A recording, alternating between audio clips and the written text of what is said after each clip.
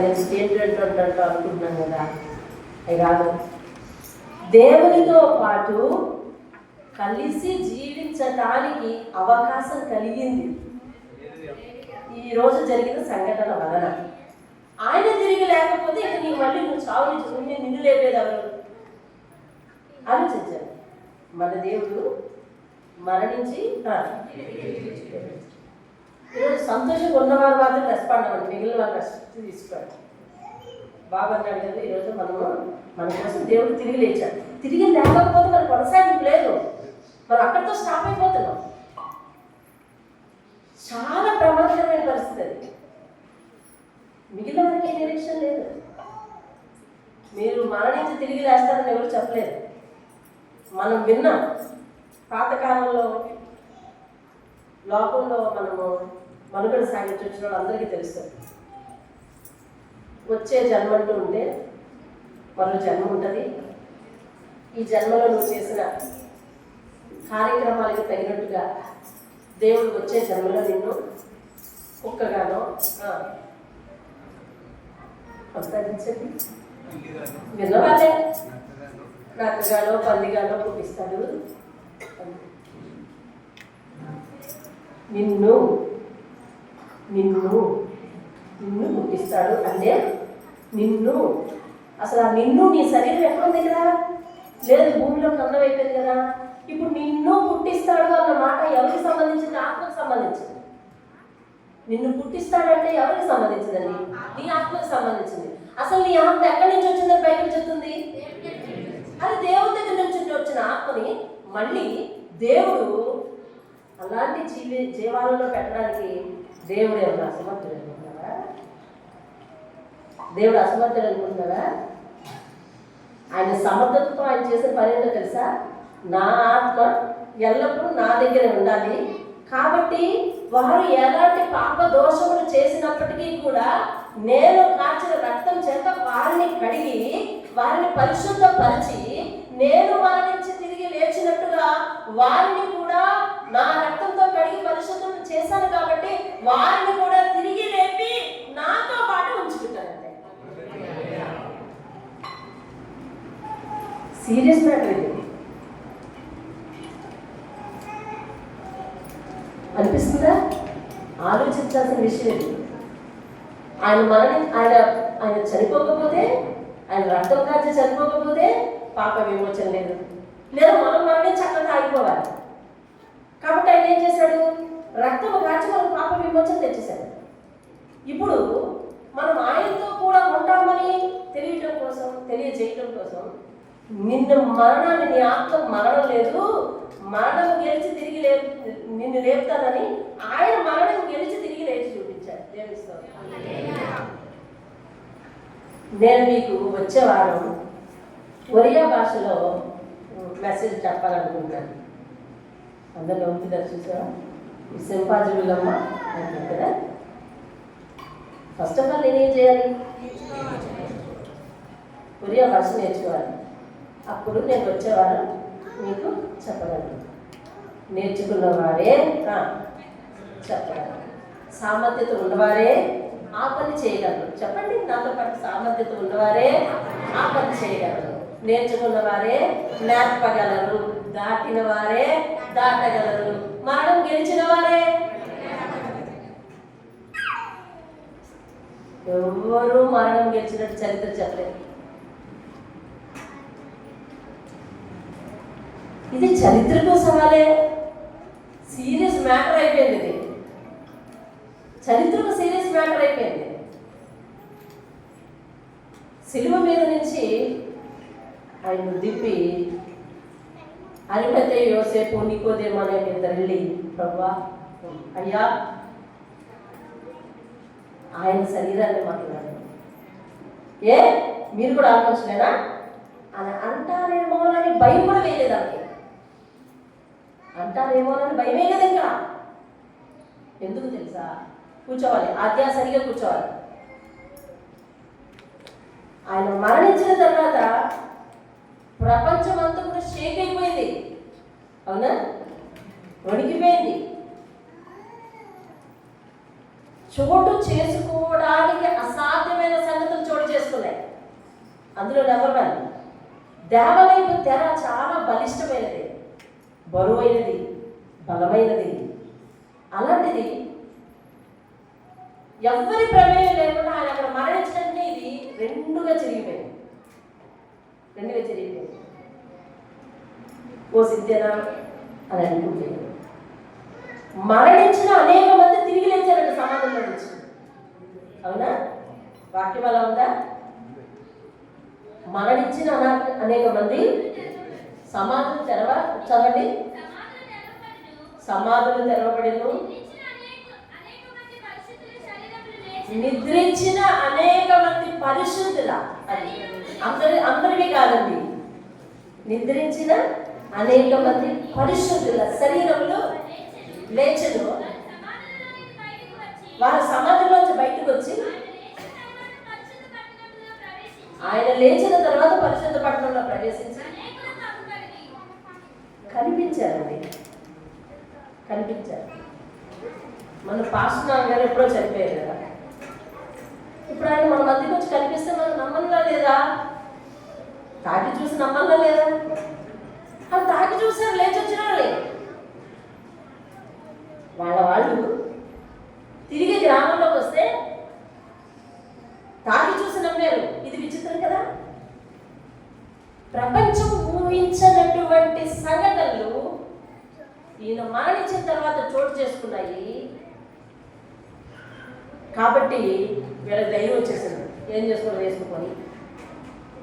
బుద్ధుంటే ఇప్పటికైనా వీళ్ళకి ఈయన నిజముగా దేవుడని జ్ఞానోదయం కలగాలి.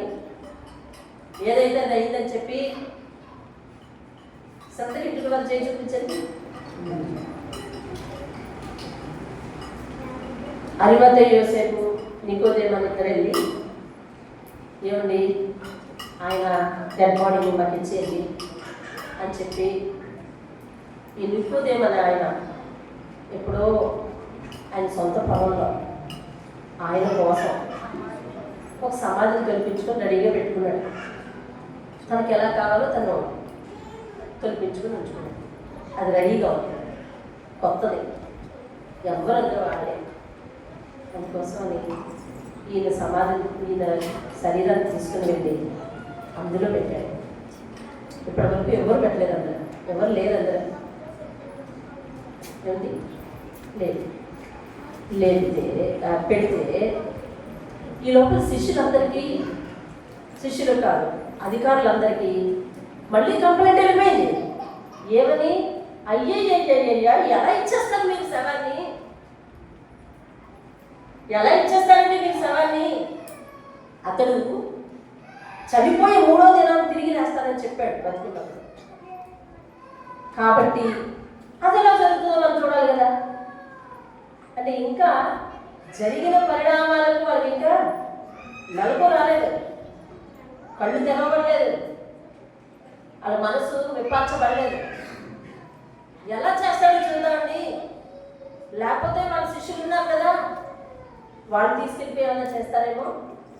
పెట్టుకుంటే అక్కడ పెట్టుబడి పెట్టే, కానీ మనము సైనికుల్ని, రక్షకుల్ని అక్కడ కాపలా పెడదాం అని చెప్పి వారిని సెక్యూరిటీ ఏర్పాటు చేశారు.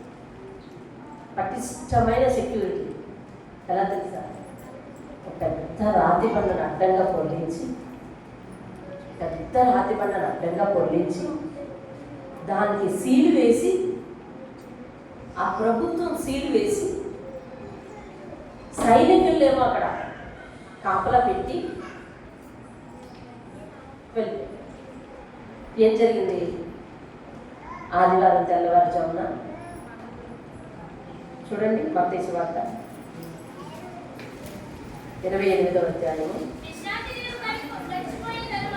విశ్రాంతి దినం గడిచిపోయిన తర్వాత ఆదివారం తెల్లవారుచుండగా మగ్దలేనే మరియయు వేరొక మరియా సమాధిని చూడవచ్చింది.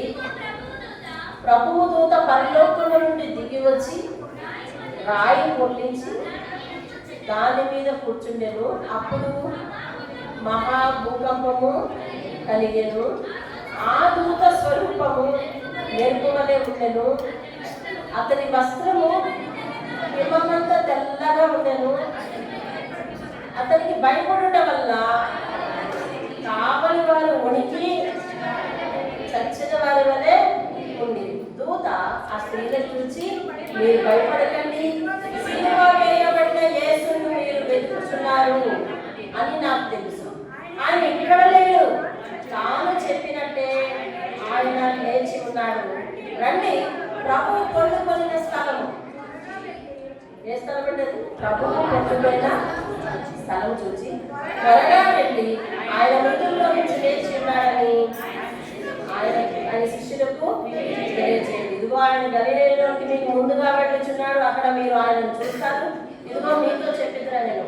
వారు భయముతోనూ మహా ఆనందంతోనూ సమాధి దగ్గరికి తిరిగి వెళ్ళి ఆయన శిష్యులకు ఆ వర్తమానము తెలుప పరిగెత్తుచుండగా, వీళ్ళు సమాధి దగ్గరికి వచ్చారు, ఈ సంఘటనలు చూశారు, తిరిగి బ్యాక్ అయి వెళ్ళిపోతూ ఉండగా మీకు యేసు ఎదుర్కొని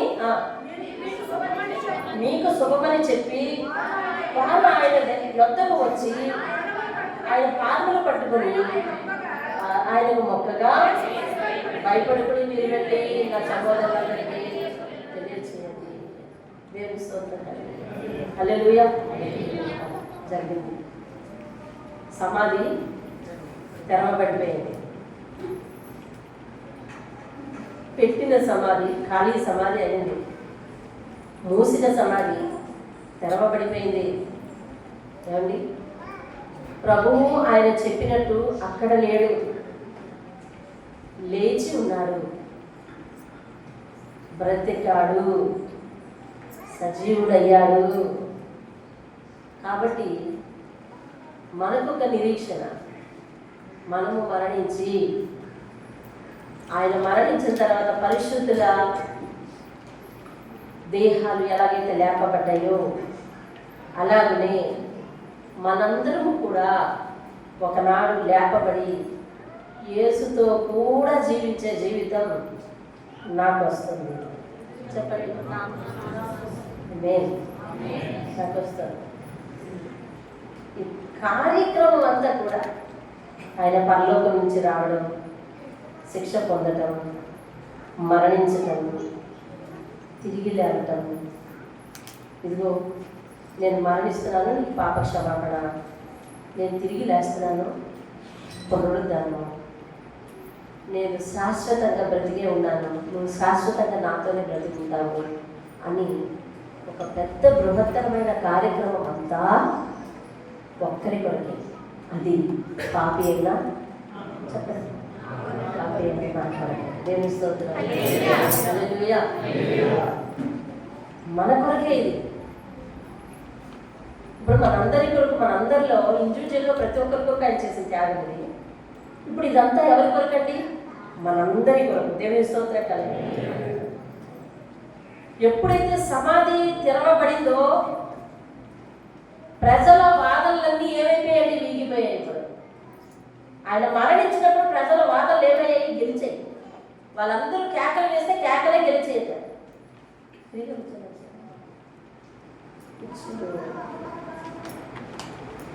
అందరూ హాజరైతే మనకి కుర్చీలు సరిపోవట్లేదు కదా, లోటు కనిపిస్తుంది. వినండి, ప్రజల వాదనలు ఏమైపోయాయి తెలుసా? ఆ రోజు గెలిచే కానీ ఈరోజు మరణించి తిరిగి లేచినప్పుడు ఓడిపోయింది. పరిసయ్యులు వేసిన నిందలు ఆ రోజు గెలిచేది, ఈరోజు ఓడిపోయింది. ఎంతమంది ఆయన నేరస్తులు అన్నారో అందరి తలలు దించబడ్డాయి. మరి ఒకటి, మరణం మనిషి రూపంలో ఉన్న ప్రతి ఒక్కరికి తప్పనిసరి. అందరి మీద గెలుపు ప్రకటించేది ఏది అంటే చివరిలో మరణం. ఆ మరణం యేసు దగ్గర తలదించుకుంది. ఆ మరణం యేసు దగ్గర తలదించుకుంది. యేసును సమాధిలో బంధించి ఉంచలేకపోయింది మరణం. ఆయన మీద మరణానికి అధికారం లేదు.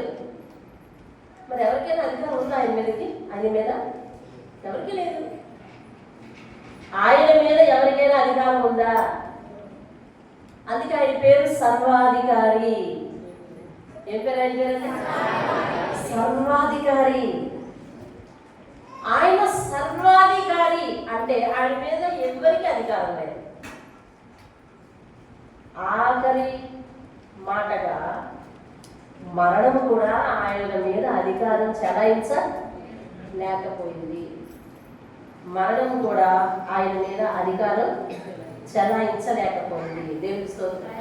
ఇప్పుడు సర్వాధికారి అనే పదం ఆయనకు ఫుల్ఫిల్ అయిందా లేదా? కంప్లీట్ అయిందా లేదా? ఎవరో ఒకరు ఆయన గెలిచేస్తుంటే,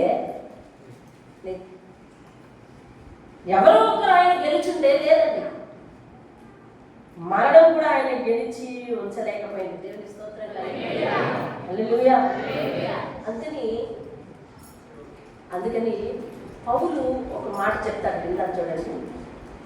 1 కొరింథీయులకు రాసిన పత్రిక 15వ అధ్యాయం.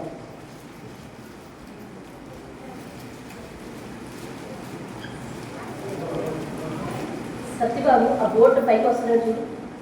ఈ బోర్డు ఊగుతుంది, పడిపోతుంది. సరే చూడండి, 15వ అధ్యాయము 3వ వచనం పౌలు అంటున్నాడు చూడండి. మీరు కంగారు పడుతూ చదవద్దు, మనకు చాలా సమయం ఉంది. నాకు ఇయ్యబడిన ఉపదేశం మొదట మీకు అప్పగించింది. అనగా లేఖనములు అనగా వాక్యము ప్రకారము, ప్రవచనాల ప్రకారము క్రీస్తు మన పాపముల నిమిత్తము మృతి పొందెను, సమాధి చేయబడెను, లేఖనముల ప్రకారము 3వ దినమున చాలు. దేవుని స్తోత్రం. పౌలు శిష్యులందరితో సాక్ష్యం ఇస్తే ఏమన్నాడు తెలుసా? నాకు ఇయ్యబడిన ఉపదేశము మొదట మీకు అప్పగించాను. వినండి, నాకు ఇయ్యబడిన ఉపదేశం. పౌలు చెప్తున్నాడు ఈ మాట. పౌలు ఒక దుండగుడు కదా. అతడు ప్రభు యొక్క దర్శనం చూసిన తర్వాత 3 రోజులు సైలెంట్ అయిపోయాడు.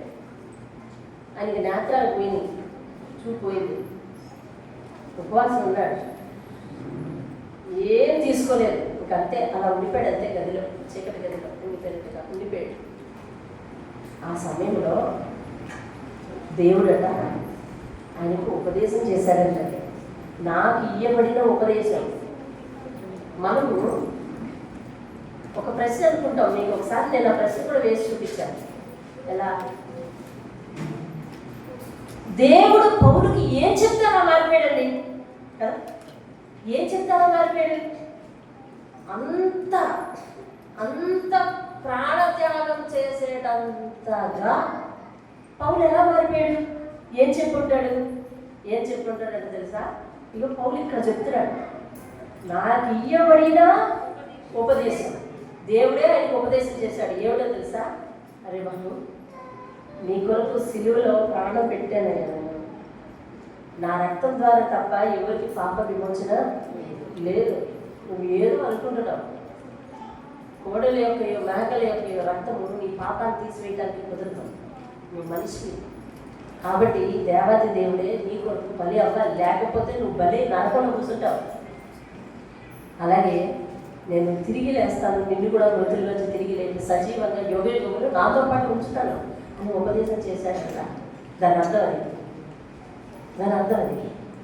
ఏం చెప్తున్నాడు? నాకు ఇయ్యబడిన ఉపదేశము మొదట మీకు అప్పగించాను. నేను మీకు అదే చెప్పాను అంటున్నాడు. నేను మీకు అదే చెప్పాను అని. అదేమనగా లేఖనములు నెరవేరినట్లు క్రీస్తు మన పాపముల నిమిత్తం మృతి పొందాడు, సమాధి చేయబడ్డాడు. లేఖనాల ప్రకారం మళ్ళీ ఏమైంది? 3వ దినమున తిరిగి లేపబడ్డాడు. ఇది ఆయనలో జరిగింది. ప్రవచనాలు గెలిచాయి. ఇప్పుడు ఇందాక ఎవరెవరు ఓడిపోయారు అనుకున్నాం? ప్రజలు ఓడిపోయారు, పరిసయ్యులు ఓడిపోయారు, అధికారులు ఓడిపోయారు, మరణం ఓడిపోయింది. ఆయన వాక్యం గెలిచింది. హల్లెలూయా. ఆయన వాక్యం ఏమైందండి? ఆయన వాక్యం గెలిచింది అనగా ప్రవచనాలు గెలిచాయి. దేవుని స్తోత్రం. ఏం గెలిచాయండి? ప్రవచనాలు గెలిచాయి.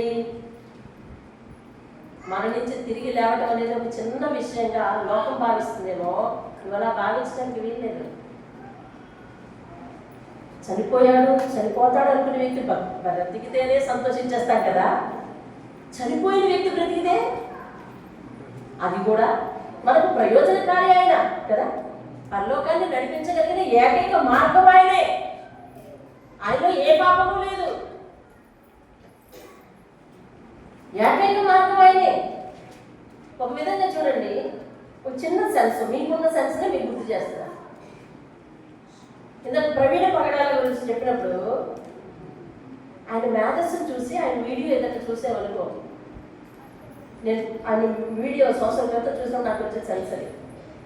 ఇంత అపర మేధావి సమాధిలోకి వెళ్ళిపోయాయి, ఈ మేధస్సు మళ్ళీ ఎలా వస్తుంది అనిపించిందా లేదా మనకి? అవునా? ఇప్పుడు యేసుక్రీస్తు స్థానంలోనికి రా, అంత పరిశుద్ధుడు, అంత దైవ లక్షణాలు కలిగిన వాడు, అన్ని స్వస్థత కార్యాలు చేయగలవాడు. ఏమండి? పాపము లేకుండా ప్రవచనాల ప్రకారం పుట్టినవాడు మరణించి భూమిలోనే ఉండిపోతే ప్రయోజనం ఏది ఎవరికి? అంటే ఆయన ద్వారా ఇతరులు మేలు పొందారు, ప్రజలు మేలు పొందారు అన్న సంగతికి ఫుల్ స్టాప్ పడిపోయింది. ఇంకా లేవు అద్భుతాలు, అంతే కదా. ఆయన తిరిగి లేవకపోతే అద్భుతాలు లేవు, ఆయన తిరిగి లేవకపోతే రక్షణ లేదు, ఆయన తిరిగి లేవకపోతే స్వస్థత లేదు, ఆయన తిరిగి లేవకపోతే పునరుజ్జీవము, పునరుద్ధానము అనగా తిరిగి లేచుట లేదు. లేదు. ఒక్కసారి ఆయన లేవడంతో ఇన్ని కార్యాలకు కొనసాగింపు వచ్చిందండి. ఇప్పుడు స్వస్థతలు జరుగుతాయి, అద్భుత కార్యాలు జరుగుతాయి, దేవుడు మనతో నివసించే ప్రక్రియ జరుగుతుంది. పరిశుద్ధాత్మని ఆదరణకర్త నేను మీ మధ్య ఉంచుతున్నానని అన్నాడు. అంటే దేవుడు మనతో జీవించేది ఏమైంది? కొనసాగింది. దేవుడితో మన స్నేహం ఏమైంది? కొనసాగింది. దేవుని పట్ల మనం పెట్టుకున్న ఆశలు దృష్టిపడిందా? లేదు. అవి కొనసాగింపు అవుతూ ఉన్నాయి. మన కళలో సాకారమయ్యే ఒక రోజు ఉంటుందని మనం నిరీక్షిస్తున్నాము. మనం దేవుని ఎదుటికి వెళ్తున్నాం, దేవునితో పాటు యుగ యుగమున జీవిస్తామన్న మాటలు ఇప్పటి వరకు ఎదురు చూస్తున్నాం. అది వర్తమానంలోకి వెళ్ళే రోజుకు అవకాశం తీశాడు దేవుడు, సమాధి తెరిచి. సమాధి తెరవడం వల్ల నీకు నాకు దేవుని దగ్గరికి ఎంట్రన్స్ దొరికిందండి. నువ్వు సరిగా ఉండకపోతే వెళ్ళదు, అది వేరే విషయం, పక్కన పెట్టి ఫస్ట్ ద్వారం అయితే తెలిసిందా లేదా, తెరవబడిందా లేదా? ప్రతి ఒక్కరికి అనగా ఈనాడు నువ్వు ఇంకా పాపం మనసులో పెట్టుకుని ఉన్నా, ఈ ముగింపులో నువ్వు అంగీకరించలేదా, రేపటికైనా ప్రభా ఈ జీవితం సరికాదు అని నువ్వు అనుకోగలిగితే నీకు ఉంది అందులో ఎంట్రన్స్. ఎవడు కాదనని లేదు అందులో, ప్రతి ఒక్కరికి ఎంట్రన్స్ ఉందండి. దేవుని స్తోత్రం. ఆయన తిరిగి లేవడం ద్వారా మనకు దేవుని దగ్గరికి ఏం దొరికింది తెలుసండి? ప్రవేశం దొరికింది. దేవుని స్తోత్రం. అసలు మనం అనుకుంటున్నామా లేదా మనం దేవుడిని చూస్తామని?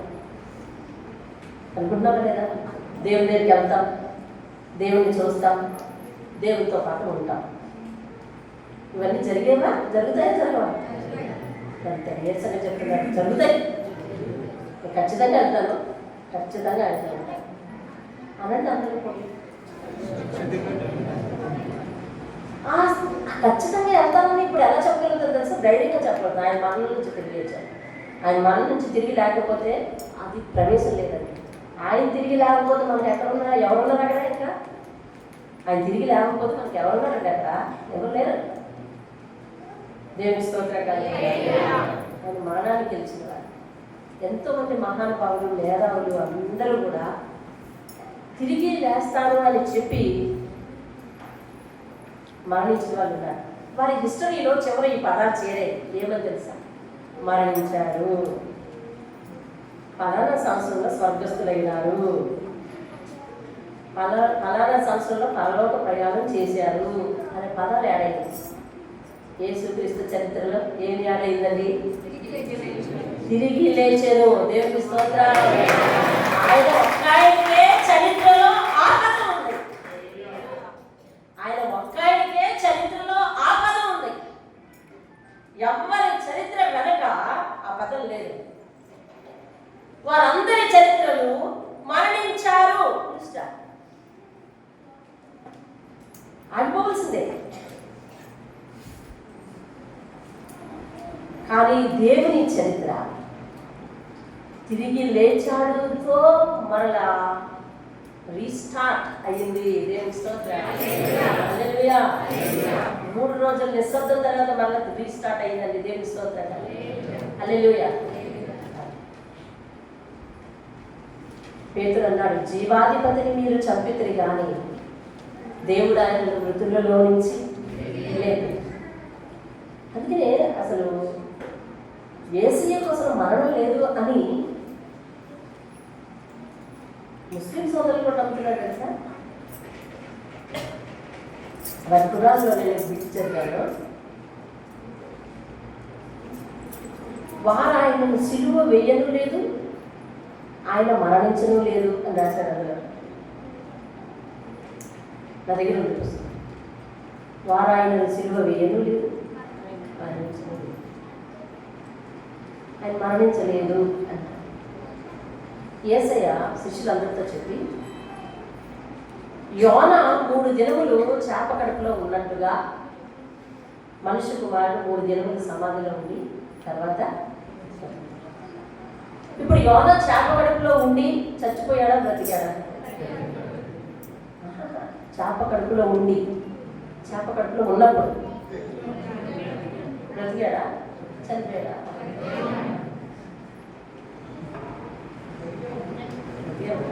బ్రతికాడా? కానీ లేఖనాలను అర్థం చేసుకుంటే అక్కడ ఆయన బ్రతికే ఉంటే 3 దినములు ఈయన సమాధిలో బ్రతికే ఉన్నాడు. కన్ఫ్యూజ్ అవ్వదు. నేను మీకు ఇది కొత్త విషయం చెప్పి కన్ఫ్యూజ్ చేయాల. వినండి. యోనా చేప కడుపులో చనిపోయాడు అని అనుకుంటే ఆయన చనిపోయాడు. లేదు, యోనా చేప కడుపులో ఉండి ప్రార్థన చేశాడండి అనువంటే కనుక యేసయ్య సమాధిలో ఎలా ఉన్నాడు? బ్రతికాడు. బాహ్యంగా మరణించి మానవ స్వభావము 100% చూపించటం కొరకు ఆయన మరణించాడంతే. మరి యోనానే ఎందుకు ఎగ్జాంపుల్ తీసుకున్నాడు అని అంటే, యోనా ప్రాణం పోయింది. అందులో ప్రాణం పోయినట్టుగా యోనా గ్రంథంలో రాయబడలేదు. కానీ అతడు ఒక మాట అన్నాడు యోనా అక్కడ, నేను పైకి రాలేకున్నట్లు పాతాళ ద్వారములు గడియలు వేయబడ్డాయి అన్నాడు. నేను బయటికి తిరిగి రాలేకున్నట్లు పాతాళ ద్వారములు గడియలు వేయబడ్డాయి అన్నాడు. పాతాళం గడియ వేయబడిందంటే పాతాళానికి చేరేవారెవరు? చనిపోయిన వారు మాత్రమే. పాతాళానికి చేరేవారెవరు? చనిపోయిన వారు మాత్రమే. అయితే పాతాళానికి వెళ్ళి చనిపోయిన వారు ప్రార్థన చేస్తారా అంటే చేస్తారు. చనిపోయిన ధనవంతుడు ప్రార్థన చేయలేదా నరకంలో ఉండి? చేసడం లేదండి. చనిపోయిన ధనవంతుడు నరకంలో ఉండి ప్రార్థన చేసడం లేదా? అలాగా యోనా చనిపోయాడు, అక్కడి నుండి ప్రార్థన చేశాడు ధనవంతుడు చేసినట్టు. 3వ దినాన చేప బయటికి కట్టేసింది. అలాగే యేసయ్య కూడా అలాగే మరణించాడు. 3వ దినాన సమాధి లేచి చెప్పాడు. ఆయన చెప్పిన ఉపమానం ఎగ్జాంపుల్ ఏదైతే ఉందో అది 100% కూడా కరెక్ట్. దేవుని స్తోత్రం. హల్లెలూయా. ఇందులో ఏమైనా కన్ఫ్యూజన్ తెలియదు. ఆయన సజీవంగా ఉన్నాడు, మాట్లాడుతున్నాడు కాబట్టి, ప్రార్థన చేస్తున్నాడు కాబట్టి బ్రతికున్నాడని మనం అంటున్నాం. కానీ ఆయన ఒక సెంటెన్స్ చెప్పాడు. ఏమనంటే, నేను ఎక్కి రాలేకున్నట్లు పాతాళం పూర్తిగా గడియ పెట్టేశాడు, భూమి గడియలు వేయబడిపోయింది అని లోపల నుంచి ఇప్పుడు ఆయన మొరపెడుతున్నాడు. ఆ లోపల నుంచి మొరపెడుతున్నాడు. ఎలా మొరపెడుతున్నాడు? చనిపోయిన వారు మొదలు ఎలా మొరపెట్టగలరో అలా మొరపెడుతున్నాడు. ఎలాగైతే యోనాకు పునరుద్ధానం జరిగినట్టు చేప కడుపులో నుంచి బయటకు వచ్చాడు, అది ఆ ఎగ్జాంపుల్ నేను ఇక్కడ తీసుకుని యోనా చేప కడుపులో 3 దినముల నుండి ఎలా బయటకు వచ్చాడు, అలాగే నేను కూడా బయటికి వస్తాను అని చెప్పాడు. దేవుని స్తోత్రం కలిగిన సరే వదిలేసేయండి. మరణించాడు, మరి చనిపోయాడు అనే పదాలతో ఈయన చరిత్ర ఆగిపోలేదు. కానీ చివరికి తిరిగి లేపబడ్డాడు. చూడండి, అదే 15వ అధ్యాయం 1 కొరింథీయులకు రాసిన పత్రిక 1 కొరింథీయులకు రాసిన పత్రిక 15వ అధ్యాయం 20వ వచనాన్ని నేను చదువుతున్నాను చూడండి. ఇప్పుడైతే నిద్రించిన వారిలో ప్రథమ ఫలముగా క్రీస్తు మృతులలో నుండి లేపబడి ఉన్నాడు. మనుష్యుని ద్వారా మరణము వచ్చింది లోకంలోకి. ఏ మనుషుడు? ఆ మనుషుడు ఆది ఆదాము ద్వారా భూమి మీదకి ఏమొచ్చింది? మరణం వచ్చింది. కనుక మనుషుని ద్వారానే మరణమును గెలిచే ప్రక్రియ, అంటే మృతుల పునరుద్ధానమును కలిగెను. ఆదాము చేసిన పాపమును బట్టి ఆదామునందు అందరూ ఎలాగ చనిపోతున్నారో అలాగనే క్రీస్తునందు అందరూ ఏమవుతారు? ఇప్పుడు బ్రతికింపబడతారు. దేవుని స్తోత్రం. ప్రతి వాడును తన వరుసలోనే బ్రతికింపబడును.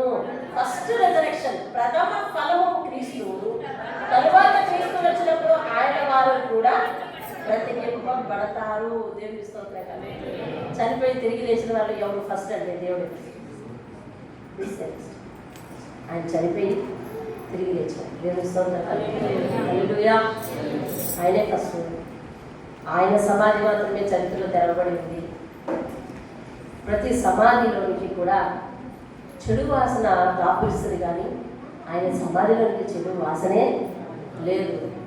దేవదూత అక్కడికి వచ్చి కావలిస్తే ఆయన పడుకోబెట్టిన స్థలం చూడండి.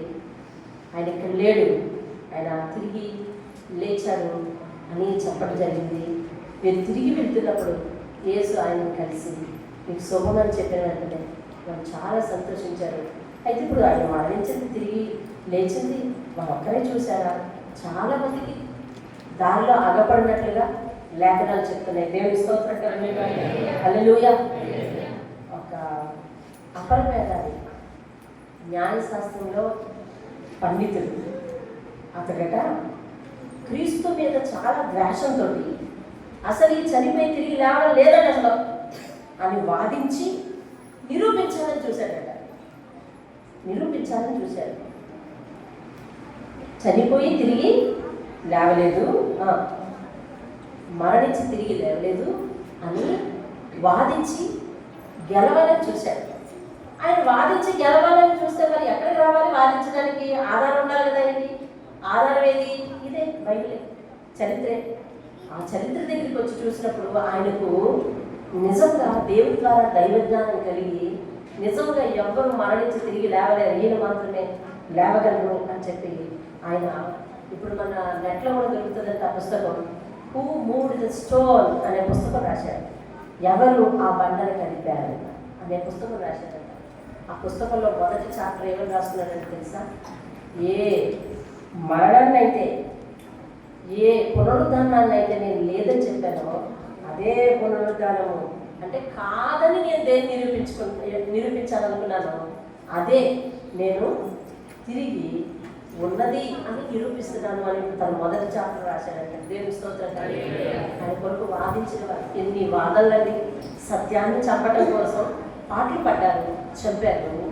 అలాగే మరి ఆ సత్యాన్ని కప్పిపెట్టడం కోసం వారు చాలా చాలా చాలా చాలా సిద్ధాంతాలను పుట్టించుకొచ్చారండి. ఏమండి, అతన్ని మీకు అంతకుముందు మీకు వివరించి చెప్పినట్టున్నాను నేను. యేసయ్య సమాధిలో నుంచి వీళ్ళు శిష్యులు దాచేశారు. ఏదో కొత్త సమాధిలో ఎక్కడో సమాధిలో పెట్టేశారు, శిష్యులకి తెలీదు. శిష్యులు వెళ్ళింది ఒక కొత్త సమాధి దగ్గరికి వెళ్ళారు. ఇందులో పెట్టామని అనుకున్నారు, కానీ అది ఖాళీ సమాధి కాబట్టి, కొత్త సమాధి కాబట్టి, అక్కడ ఎవరు లేరు కాబట్టి తిరిగి లేచాడని మీరు ప్రచారం చేశారు. ఏమిటి? లేదా ఆయన శ్రమ తప్పి పడిపోయాడు. కొన్ని లేఖనాలు రాస్తే మరణించిన వారు తిరిగి లేస్తారు కాబట్టి ఆయన అలా బ్రతికాడు. అయితే ఆ లేఖనాలే అందరూ వాడచ్చు కదా, చనిపోయిన వారు అందరూ వాడచ్చు కదా. ఏమిటి? లేదు, వాళ్ళ శిష్యులకి మరి వాళ్ళ శిష్యులు భ్రమపడ్డారు. ఇలాగ రాంతుర్తి అని బాడీని దొంగలించారని, ఏమిటి, అలాగే వీళ్ళ ఊహని, లేకపోతే వీళ్ళు వెళ్ళింది ఒక తప్పుడు సమాధి అని, ఇలాగ రకరకాల సిద్ధాంతాలు సృష్టించారే కానీ ఏ ఒక్కటి కూడా గెలవలేకపోయింది. దేవుని స్తోత్రం. అది తప్పుడు సమాధి అనడానికి అరిమతయి యోసేపు నికోదేము వెళ్ళి వాళ్ళు సొంతంగా తొలిపించుకున్న ఆ సమాధిలో ఆయన్ని పెట్టడం జరిగింది. ఎవరైనా దొంగలించి వెళ్ళారు అని అనడానికి అసలు రాయిని దొరికించే సత్తా ఎవరికి? రాయిని దొరికించడానికి ఎక్కువ సైన్యం బలం కావాలి. అర్థమవుతుందంటే ఎక్కువ సైన్యం బలం కావాలి. దానికి సీలు వేశారు. సీల్ లాగా ఉంటే బండ పక్కకు దొరికిపోయింది. ఏమంటే ఆ వెలుగును చూడలేక సైనికులు పెట్టేయారు. ఇవన్నీ జరిగిన తర్వాత అసలు సమాజంలోకి చెడు వాసనే లేదు. ఇలాంటి సమయాలలో అతడి దేహం దొంగలించేశారు, అలా చేశారు, ఇలా చేశారు అని అనడానికి లేదు. శ్రమ తప్పి పడిపోయాడు కాబట్టి లేఖనం రాస్తే బ్రతికిపోయాడు అని అనడానికి ఎన్ని గంటలు ఆయన శిక్ష పొందాడో, మరి అన్ని గంటల తర్వాత మరి ఆయన ప్రాణం విడిచుచున్నానని చెప్పి చనిపోయాడు. చనిపోయిన తర్వాత వాళ్ళు సర్టిఫై చేయకుండా బాడీని ఎవరు? అవునండి, సర్టిఫై చేయకుండా బాడీని ఎవరు? అతి పటిష్టమైన ప్రభుత్వం అది, రోమా ప్రభుత్వం. సర్టిఫై చేయకుండా బాడీని ఎవరు? చనిపోయడం లేదో చూసుకోకుండా బాడీని ఇచ్చే ప్రసక్తి లేదు. ఇన్ని ఉన్నా కూడా వాళ్ళు ఏం చేశారంటే తెలుసండి, చూడండి ఒకసారి. మత్తయి సువార్త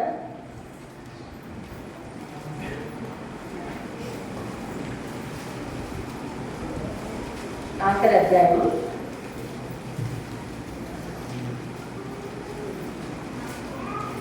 11వ వచనం.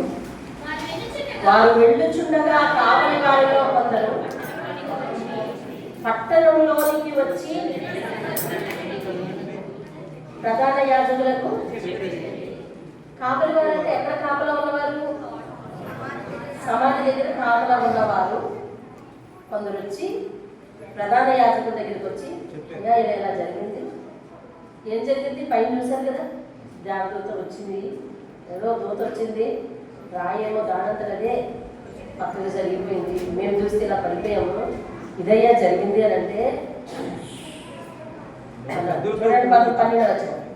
కాబట్టి వారు పెద్దలతో కూడి వచ్చి ఆలోచన చేసి సైనికులకు చాలా ద్రవ్యం ఇచ్చి, మేము నిద్రపోవచ్చుండగా అతని శిష్యులు రాత్రి వేళ వచ్చి అతన్ని ఎత్తుకొని పోయిరని మీరు చెప్పండి. ఒకవేళ అధిపతి చెవిన బడిని ఎడల, అధిపతి ఎవరు? పిలాతు. అధిపతి చెవిన పడిన ఎడల మేము అతన్ని సమ్మతిపరిచి మీకేం ఇబ్బంది కలగకుండా, మీకేం ఇబ్బంది కలగకుండా చూసుకుంటామని చెప్పి వారిని కామప్ చేశారంటే దేవుని స్తోత్రం కలుగుతుంది. ఆయన మరణం నుంచి తిరిగి లేవడం వలన మనకు రెండు విషయాలు మనకు రుజువయ్యాయి. అందులో ఒకటి, జాగ్రత్తగా విను, అందులో ఒకటి, దేవుడు మాత్రమే మరణాన్ని తిరిగి గెలవగలడు. ఆయన గెలిచి చూపించాడు. అందుకని ఆయన 100% దేవుడు అయ్యాడు. దేవుని స్తోత్రం. మరణించాడు, 100% మనిషి. తిరిగి లేచాడు, 100% దేవుడు అయ్యాడు. దేవుని స్తోత్రం. పాపము వలన వచ్చు జీతము చెప్పాలన్నారు మరణం. పాపము వలన వచ్చిన జీతం మరణం అయితే, దేవుడు పాపి అయితే మరణించి ఉండేవాడు. మరణించి ఉండి అక్కడే ఉండేవాడు. ఆయన పాపరహితుడు అనే విషయాన్ని కూడా ఆయన మరణించి తిరిగి లేవడం వల్ల మనకు రుజువైంది. దేవుని స్తోత్రం.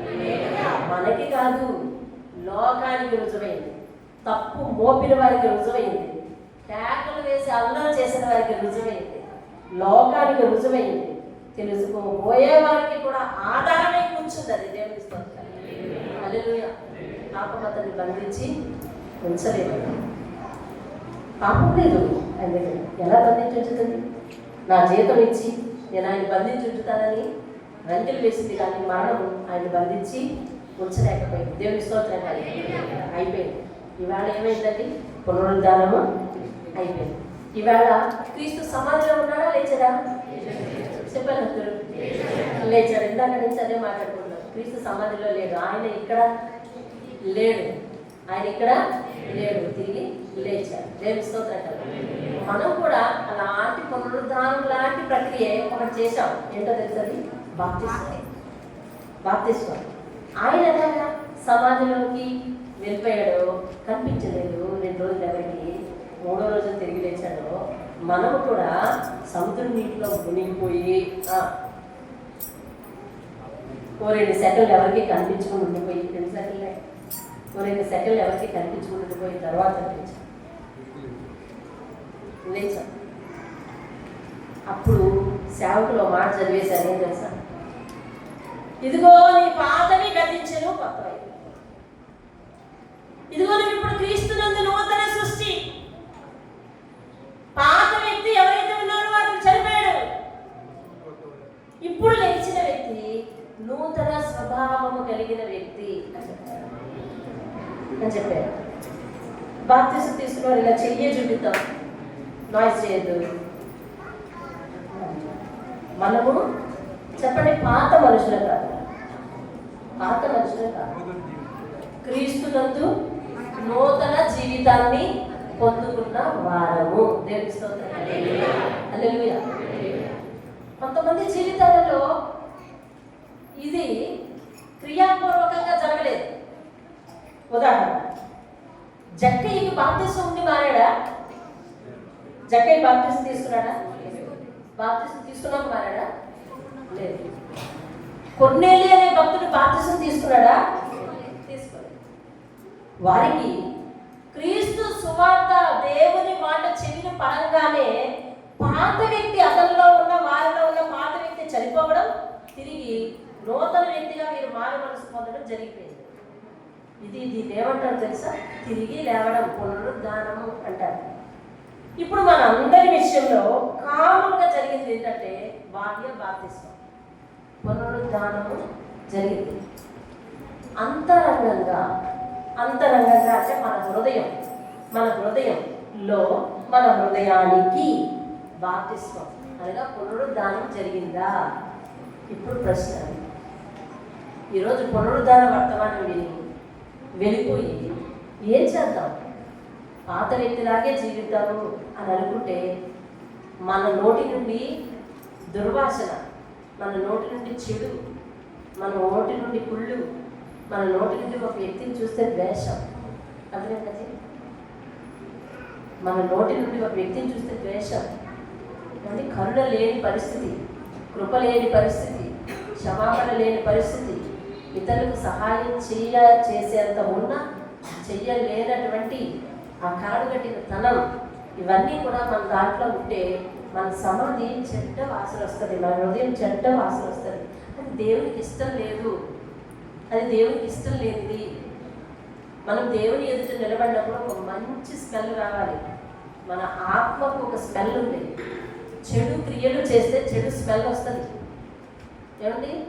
మంచి క్రియలు కలిగి ఉంటే మంచి స్మెల్ వస్తుంది. ఇది ఐడెంటిఫై చేయగలిగి గుర్తించగలిగిన వాడు ఒక్కడే దేవుడే. దేవుని స్తోత్రం. మనలో ఎవ్వరు ఆత్మీయంగా వెనకబడినా మనము ఉజ్జీవింపచేసి ముందుకు తీసుకురావాలి, అంతేగాని వారికి చిన్న చూపు చూడడానికి వీల్లేదు, అర్థమవుతుంది? వారిలో ఉన్న చెడు లక్షణాన్ని పాయింట్అవుట్ చేసి చూపించడానికి వీల్లేదు. ఇవన్నీ ఏ లక్షణాలు అంటే తిరుగుతున్నారు. వీటన్నిటిని వేళ మనం ఏం చేయాలి తెలుసా? విదిరించుకుని లేవాలి, విడిచిపెట్టేసి లేవాలి. పునరుద్ధానం జరగాలి. చెప్పండి, పునరుద్ధానము జరగాలి. దేవుని స్తోత్రం. మనందరి జీవితాలలో పునరుద్ధానము జరగాలి, మన అంతరంగంలో జరగాలి. ఇంకా మన అంతరంగంలో లోకానికి సంబంధించిన ఏ లక్షణాలు ఉండటానికి వీల్లేదు. మన అంతరంగంలో పాత విషయాలు, పాప విషయాలు, రోత విషయాలు, దేవునికి అసహ్యం పుట్టించే విషయాలు ఏది ఉండడానికి వీల్లేదు. మనము పాత జీవితంలోనూ సమాధి చేయబడిపోయి కొత్త జీవితంలోనికి, క్రీస్తును ధరించుకున్న జీవితంలోనికి లేవాలి మనందరం. దేవుని స్తోత్రం. పౌలు మారిపోయాడు సింపుల్గా చదివేస్తాం. ఎందుకు ఆయన కొటేషన్ రాసిచ్చారు. నేను పూర్వము హింసకులను, దోషకులను, హానికరుడైన దేవుడు నన్ను తన రక్తం చేత రక్షించాడు. నేను తెలియక చేసేది కాబట్టి రక్షింపబడితిని, క్షమించబడితిని అని రాశాడు. మనం కూడా అది సరళంగా చదివేస్తూ ఉన్నాం. ఒక పాపిని దేవుడు అంత చక్కగా మంచి మనిషిగా మార్చాడంటే ఏం చేశాడో తెలుసా? పాత స్వభావాన్ని చంపి నూతన జీవితాన్ని ఇచ్చాడు. దేవునికి స్తోత్రం. పాత స్వభావాన్ని ఏం చేశాడండి? చంపాడు. ఇప్పుడు శిక్ష దేనికి పడింది తెలుసా? పౌలు విషయంలో తన స్వభావానికి పడింది. అది చచ్చిపోయింది. అర్థమవుతుందండి? పరిశుద్ధాత్మ కొంచెం కష్టంగా మాట్లాడుతుంది, వినాల్సి అర్థం చేసుకోవాలి. ప్రయత్నించాలి. పౌలు జీవితంలో శిక్ష పడింది. ఎవరికి తెలుసా? తన స్వభావానికి పడింది. అది చచ్చిపోయింది. ఇప్పుడు పౌల్లో ఆ మాట గుణగణాలు లేవు. ఇప్పుడు ఆయన కొత్త వ్యక్తి, కొత్త మనిషి, కొత్త హృదయం, కొత్త స్వభావం. ఎవరికి హాని చేయాలని తలంపు ఇప్పుడు రావట్లేదు. ఎవరిని ద్వేషించాలని తలంపు ఇప్పుడు రావట్లేదు. అర్థమవుతుంది? ఎవరైతే లోకంలో ఉన్నారో వాటిని ఇప్పుడు ఇతరులాగా రక్షించుకుంటున్నాడు. అందరిని రక్షించుకుంటున్నాడు. అందరికీ పురుగొలుపుతున్నాడు. అందరినీ ఉత్సాహపరుస్తున్నాడు. యేసు పరిచయం చేస్తున్నాడు. తన కొరకు మరణించిన దేవుడు పరిచయం చేస్తున్నాడు. ప్రాణాలైనా ఇవ్వడానికి సిద్ధంగా ఉన్నాడు. ఆయన నమ్మిన విషయం కోసం, ఆయన చూసిన విషయం కోసం, ఆయన కన్నులారా తన కన్నులతో చూసిన విషయాన్ని ఇతరులకు సాక్ష్యం ఇవ్వడానికి బ్రతుకుతున్నాడు. పాత వ్యక్తిలా లేడే. పాత వ్యక్తి చనిపోయాడు. అంటే తన స్వభావానికి ఏం పడిందంటే శిక్ష పడింది. చెప్పండి, తన స్వభావానికి ఏమైంది? శిక్ష పడింది. అందుకే శిక్ష పడితే ఏమవ్వాలి? మరణించాలి. తన పాత స్వభావం మరణించింది, చనిపోయింది. తన పాత స్వభావం ఏమైందండి? మరణించింది, చనిపోయింది. ఇప్పుడు కొత్త స్వభావంతో దేవుడు పౌలు పైకి లేచాడు. దేవుని స్తోత్రం. ఇదిగో ఇలాంటి పునరుద్ధానం మనందరి జీవితాల్లో జరగాలి. దేవుని స్తోత్రం. మనందరి జీవితాల్లో జరగాలి. పునరుద్ధానం మనందరి జీవితాల్లో జరగాలి. మనం పాత వ్యక్తులుగా ఉంటామనంటే దేవుడు మరణించి తిరిగి లేవడం నీ విషయంలో నా విషయంలో వ్యర్థమైంది. ఆయన త్యాగాన్ని వ్యర్థం చేసే మనుషులుగా మనం ఉండదు. జక్కయ్య జస్ట్ వన్స్ ఆయన చూశాడంతే. ఇంత క్రితం ఆయన గురించి ఎన్నెన్నో విన్నాడు. జస్ట్ ఆయన రూపాన్ని చూసినట్టునే ఆయనతో ఇలా అంటున్నాడు, నేను పూర్తిగా మారిపోయాను. మారుతాను రేపు అల్లా, మారిపోయాను కాబట్టి తిరిగి ఇచ్చేస్తాను అంటాడు. మారిపోయాడా మారుతాడా? మీరు చెప్పాలి. మారిపోయాడా మారుతాడా? మారిపోయాడు కాబట్టి నేను నష్టపరిహారం తిరిగి చెల్లిస్తాను అంటున్నాడు. నష్టపరిహారం తిరిగి చెల్లిస్తాను అంటున్నాడు. ఈవేళ మన హృదయాన్ని టెస్ట్ చేసుకోవాలి. మన హృదయంలో ఏముంది? ఇతరుల పట్ల ఎలాంటి పరిస్థితి ఉంది? ఏ దృష్టితో ఇతరులను చూస్తున్నాం? ఇతరులు నీకు ఎలా అర్థమవుతున్నారు? ఇతరుల లోపాలే నీకు కనిపిస్తున్నాయా? ఇతరుల మాట నీకు అర్థమవుతుందా? ఇతరులు ఏ దృష్టితో ప్రేమిస్తున్నావు? వారిని క్షమించలేకపోతే అసలు నువ్వు నేర్చుకున్న పాఠానికి అర్థం ఏమిటి? నువ్వు పాత మనిషివేనా? ఇంకా పునరుద్ధానం చెందవా? అంటే తిరిగి లేవవా? ఈరోజు నూతన స్వభావంతో, క్రీస్తు స్వభావంతో తిరిగి లేపబడలేనటువంటి నీవు రేపు క్రీస్తుతో కూడా కలిసి ఉండాలని ఎలా ఆశిస్తావు? క్రీస్తుతో కూడా కలిసి ఉండాలని ఎలా ఆశిస్తావు? ఇప్పుడు రేపొద్దు దేవుని దగ్గరికి వెళ్ళి దేవుడితో కలిసి ఉండాలి అంటే మన స్వభావం ఇక్కడే ఏమవ్వాలండి? ఇక్కడే ఏమవ్వాలి? మారాలి. దేవుని స్తోత్రం కలుగుతుంది. ఇక్కడే మారాలి. మన స్వభావం ఇక్కడే మారాలి. మనం పాత వ్యక్తులుగా జీవించడానికి వీల్లేదు. ఎన్నో గుడ్ ఫ్రైడే మెసేజ్లు విన్నాం, ఎన్నో ఈస్టర్ మెసేజ్లు విన్నాం. దేవుడు మన కొరకు మరణించాడు అని అంటే అది నా కొరకు అని ఆపాదించుకోకుండా అందరూ అన్నారు కాబట్టి, అనమన్నారు కాబట్టి అనేసాం. మనం అలాగే ఉన్నాం. ఈ సంవత్సరం కూడా గుడ్ ఫ్రైడే వచ్చింది, విన్నాం. ఈరోజు దేవుడు తిరిగి లేస్తున్నాడు, మరణం నుంచి తిరిగి గెలిపిస్తున్నాడంటే నువ్వు మరణం నుంచి తిరిగి లేవాలి అని అంటే నీలో పాపం ఉండకూడదు కదా. పాపం లేనివాడు కాబట్టి ఆయన తిరిగి లేచాడు. నువ్వు తిరిగి లేచి దేవుడితో కూడా ఉండాలి అని అంటే రెస్పెక్ట్. అందుకని ఆ సమాధులు తెరవబడ్డాయంట. ఎవరి సమాధులు అంటే అది? ఎవరి సమాధులు తెరవబడ్డాయి? పరిశుద్ధుల సమాధులు తెరవబడ్డాయి. అందరి సమాధులు తెరవబడలేదు, పరిశుద్ధుల సమాధులు తెరవబడ్డాయి. దేవుని స్తోత్రం. పరిశుద్ధుల సమాధులు అనగా దేవునితో కలిసి ఉండాలి అనుకున్న వారు దేవుని స్వభావాలను కలిసి ఉన్నారు. దేవుని స్తోత్రం. మన పాపాలను ఆయన సిలువలో భరించారు. మనం ఎందుకు స్తోత్రాలు చెప్పాలి? ఇందాక కుమారుడు చెప్పాడు, ఆయన చేసిన మేలులో గొప్ప మేలు ఏంటో తెలుసంట. ఏంటది? మా దోషములను దేవుడు చేసిన త్యాగం అండి. ఆయన రావడం ఏంటి, శిక్ష భరించడం ఏంటి, మరణాన్ని సహించడం ఏంటి, తిరిగి లేచి వెళ్ళిపోతూ నేను మళ్ళీ మీరు తీసుకెళ్ళడానికి వస్తానని అనడం ఏంటి? ఇదేంటి బాధ్యత. నీ పైన బాధ్యత కలిగిన దేవుడు ఇంతకు ముందు ఎక్కడ చూసామండి? మన పైన బాధ్యత కలిగిన దేవుడు ఇంతకు ముందు ఎక్కడ చూసాం? లేదు. అందుకే ఒక భక్తుడు ఇలా పాడతాడు, నా పాపములను భరించిన ప్రభుడవు, నాకై శిక్షను సహించిన తండ్రివి, నా పాపములను భరించిన ప్రభుడవు, నాకై శిక్షను సహించిన తండ్రివి, వేగమే నాకై వచ్చుచున్నావు, వేగమే నాకై వచ్చుచున్నావు, అందుకే స్తుతులు చెల్లింతులు నిత్యము. ఎందుకంటే స్తుతులు చెల్లించేది అందుకు. నా పాపాలను భరించావు, నా శాపాలను సహించావు, మళ్ళీ రెండోసారి నా కోసం రాబోతున్నావు, అందుకయ్యా స్తుతులు ఉపయోగిస్తుంది. అందుకు స్తుతులు. మన ప్రార్థన విధానం మారాలి. నన్ను మార్చిన దేవుడా, నా హృదయాన్ని కలిగిన దేవుడా. ఇంకేమన్నా ఉంటే చంటి పిల్ల మనస్తత్వం అనే అయిపోదు. ఒకవేళ ఎవరి మాట అయినా నీకు అపార్థం అనిపించింది అనుకో, దేవుడి దగ్గర చెప్పు, క్షమాపణ, నేను ఆ వ్యక్తిని అర్థం చేసుకోలేదు, ఈసారి నుంచి అటువంటి తప్పు దొరలేదు అని దేవునికి అప్పగించుకో. ఈసారి నుంచి ప్రేమగా ఉండు, ఈసారి నుంచి సహకారంగా ఉండు, సహోదర భావంతో ఉండు. ఇక నుంచి అలా చేయలేదు. ఈ ప్రేమ, నువ్వు ఎలాంటి ప్రేమ నా మీద చూపించావని దాన్ని అర్థం చేసుకోలేకపోయాను, ఇక నుంచి నేను అలాగే ఉంటాను అని మనందరం ప్రార్థన చేసుకుందాం. దేవునికి మనల్ని మనము అప్పగించుకుందాం. దేవునికి మనల్ని మనం అప్పగించుకుని రొట్టెను తీసుకుందాం. ఆయన సిలువలో మరణించకపోతే, నలగకపోతే, ఆయన శరీరము ముక్క చెక్కలు కాకపోతే మనకి అది రాలేదు. తునాతుల కలిగిన ఒక శరీరము మనం ఈరోజు రొట్టెగా దాన్ని స్వీకరిస్తున్నాము. ఆయన కాల్చిన రక్తాన్ని మనం ఈరోజు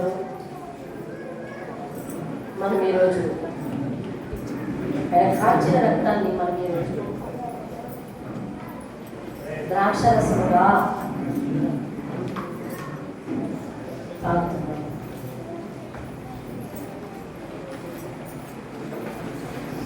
ఆయనే కనుక త్యాగం చేయకపోతే నీ చేతిలో రావు. ప్రతి నెల ఇది ఎందుకు? మన పాప విమోచన కొరకు ఆయన మరణించాడు కనుకనే. నా కొరకు ఒక పాప విమోచన యాగం ఎప్పుడో జరిగిపోయింది. నేను ఇంకా పాపిగానే ఉన్నానా లేనా అని జ్ఞాపకం చేసుకొని ఉంటే కనుక విడిచిపెట్టుకొని తీసుకుంటామని నెల నెల దేవుడు ఈ సిద్ధాంతాన్ని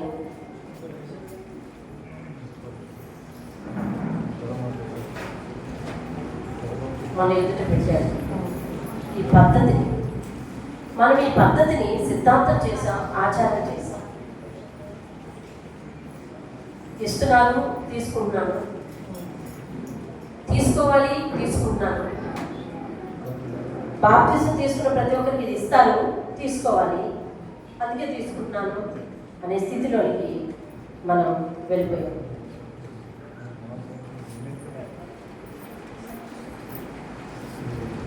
ఆయన కాల్చిన రక్తం ద్వారా నీకు పాప విమోచన జరిగింది.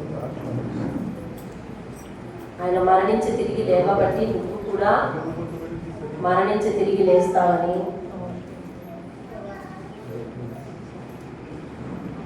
దేవుడు గ్యారంటీ ఇచ్చాడు. నీకు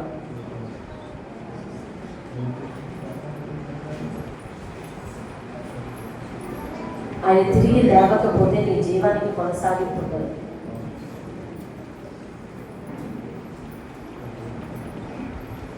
ఆయన నమ్మితే మనము మన ఆత్మ మరణాన్ని గెలిచి ఆయన దగ్గరకు వెళ్తుంది.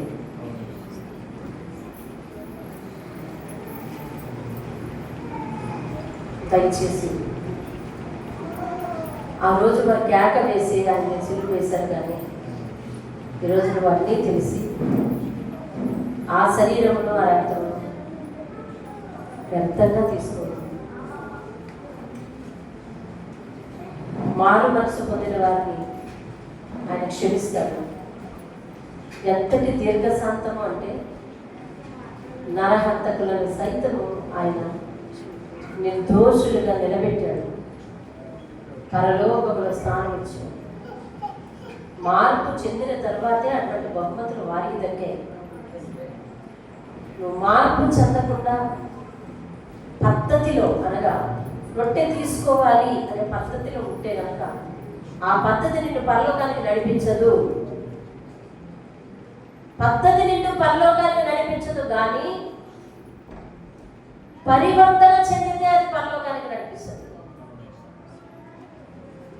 పద్ధతి నిన్నేం చేయలేదు, పరివర్తన నిన్ను నీవున్న చోట నుండి ఆకాశానికి నిచ్చెన వేస్తుంది. నేరుగా దేవుని దగ్గరికి చేరుతాం. ఆ భక్తుడు అంటున్నాడు, ఇంత ఘోర పాపికైనా ఎలా రక్షించావు? ఎలా వచ్చింది నీకు మనసు? ఎలా నా కోసం మరణించాలని అనేసుకున్నావు? నేను ఘోర పాపిని అసహ్యం వేయలేదా? నా కోసం ప్రాణం ఇచ్చేంతగా ప్రేమించావు.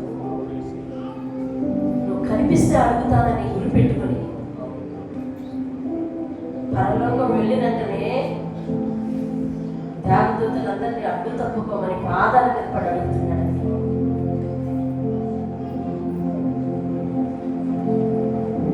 ఎందుకు నన్ను ఎంతగా ప్రేమించు? ఎవరు చేశారు అంటే త్యాగం? మారాలండి. ఇదివరకు మిమ్మల్ని ద్వేషించిన వాళ్ళు మీకు కోపం, కానీ ఈరోజు వాళ్ళే తిరిగి ప్రేమించాలి.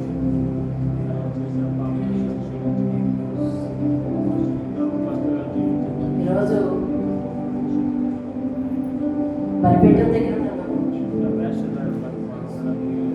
మీ మీద ఎవరికైనా అభ్యంతరం ఉంటే వారితో క్షమాపణ. నీవున్న స్థితి నుంచి లేవాలి.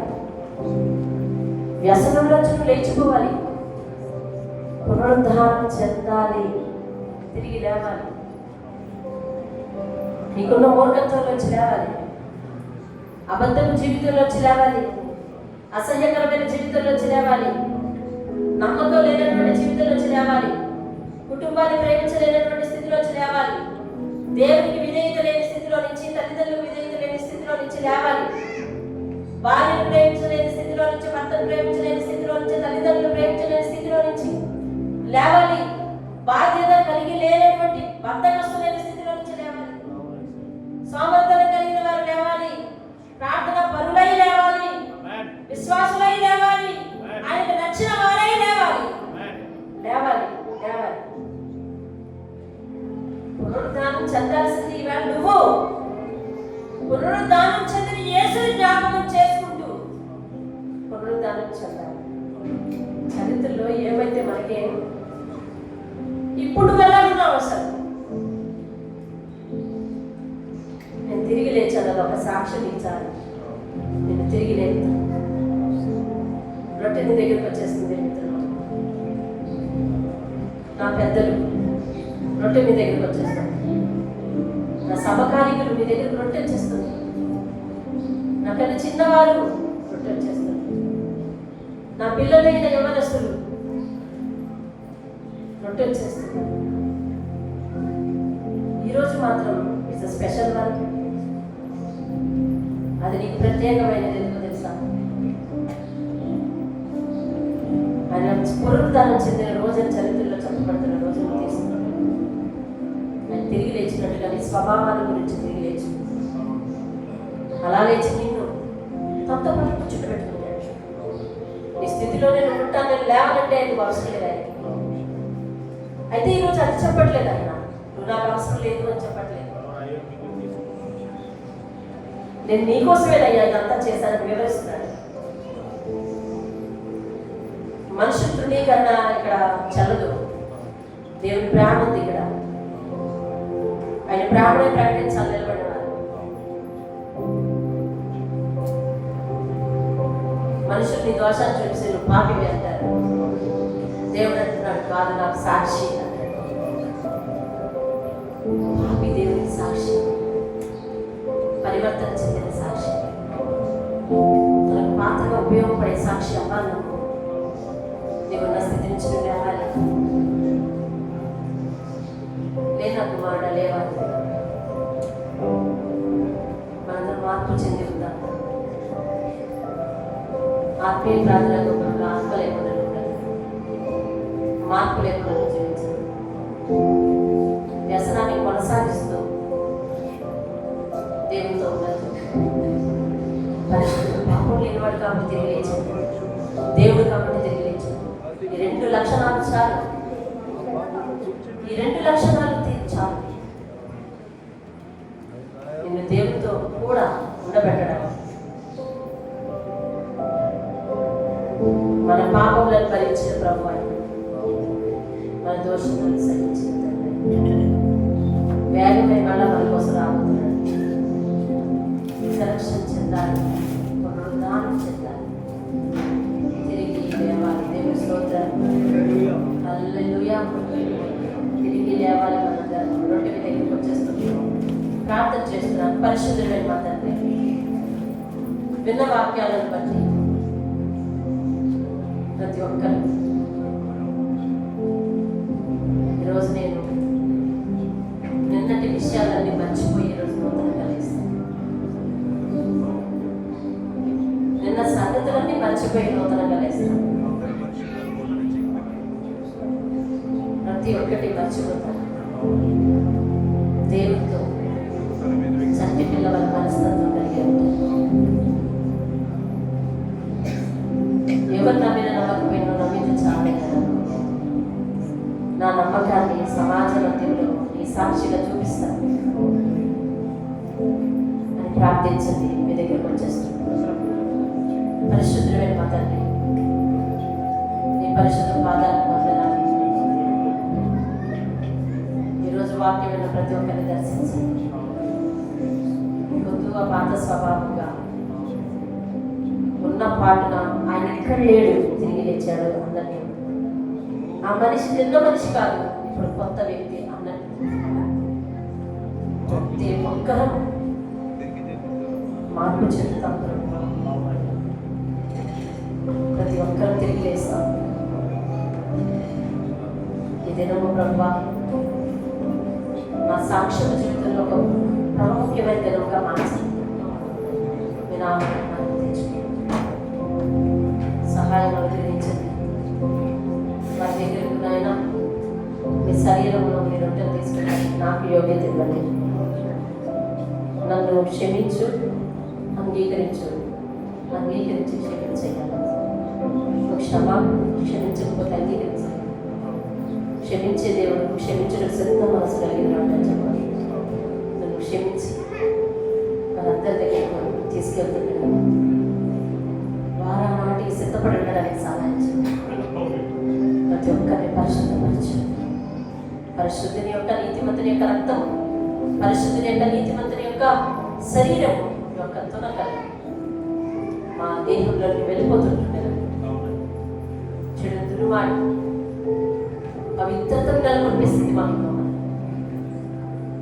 అతి కృప మీరు అనుగ్రహించండి. ప్రతి ఒక్కరూ రొట్టె లోపలికి తీసుకుంటున్నారు. మీ స్వహస్తంతో వారి తలపై చేతుల నుంచి దీవించమని ఆశీర్వదించి మహిమా ఘనత ప్రభావాన్ని పొందండి.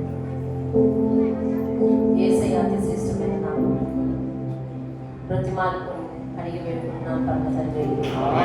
ఆమేన్, ఆమేన్, ఆమేన్, ఆమేన్.